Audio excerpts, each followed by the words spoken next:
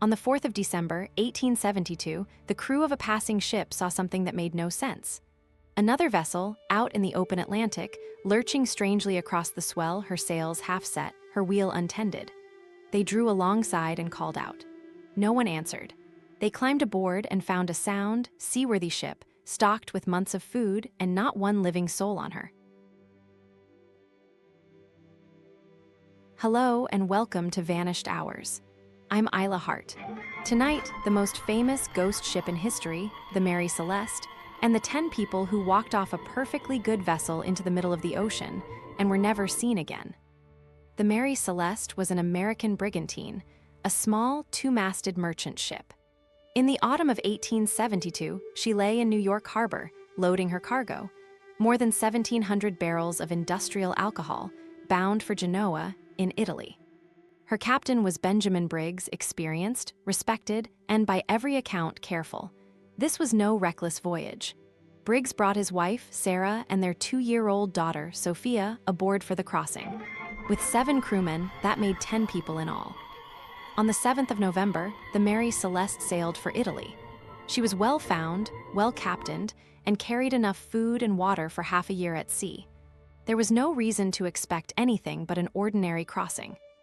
For more than 2 weeks, the Mary Celeste worked her way east across the Atlantic. The last entry anyone made aboard was dated around the 25th of November, placing her near the islands of the Azores, off Portugal. And then, nothing. Whatever happened aboard the Mary Celeste happened soon after that entry. Because 9 days later, and hundreds of miles further on, she would be found still sailing, with no hand to guide her.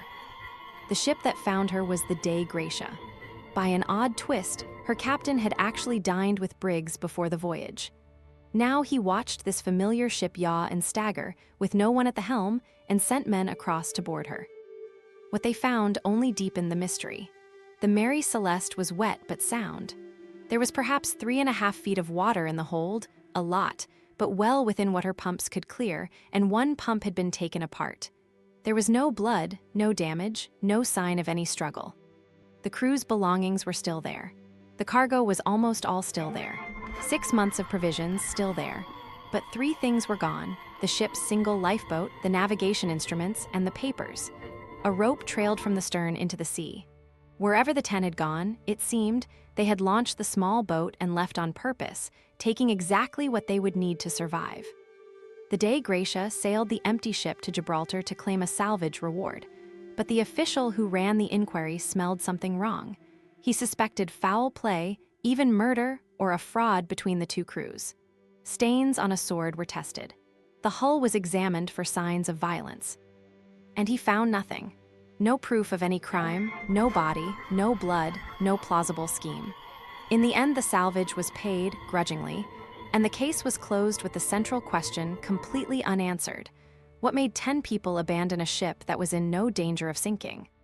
Over the years, the likeliest answer has come to focus on the cargo. Some of those alcohol barrels were made of a porous wood, and 9 of them were later found empty. In the warmth of the hold, leaking alcohol can give off vapor, and a sudden venting, or even just the fear of an explosion, would terrify any captain with his family aboard. Picture it: Briggs, fearing the ship might blow, orders everyone into the little boat, but ties it to the Mary Celeste by a rope, meaning to wait at a safe distance and climb back aboard once the danger passes. It is the careful thing to do. And then the rope parts. The ship, still under sail, draws away across the water faster than 10 people can row. Within minutes she is gone, and they are alone in an open boat in the middle of the Atlantic. There are other ideas: a waterspout that flooded the deck, a broken pump that made the flooding look far worse than it was. Perhaps several of these at once. What almost certainly did not happen is the version you may have heard: pirates, mutiny, or a crew that vanished mid-meal leaving warm cups of tea. Much of that was invented decades later by a young writer named Arthur Conan Doyle, and it has clung to the story ever since. The Mary Celeste herself sailed on for another decade after that, passing from owner to owner under the shadow of her own legend, until she was finally wrecked, some say deliberately, years later. But the 10 people who left her that day were never found. No boat, no wreckage, no trace. That is what makes this one linger. There was no disaster on the Mary Celeste, no fire, No storm strong enough to sink her, no enemy. Only a careful decision, made in a moment of fear, that went catastrophically wrong. A sound ship, sailing herself across an empty sea, carrying the silence of everyone who should have been aboard. Thank you for spending this time with me. History never really leaves us, it just waits to be remembered. I'm Isla Hart, and I'll see you in the next one.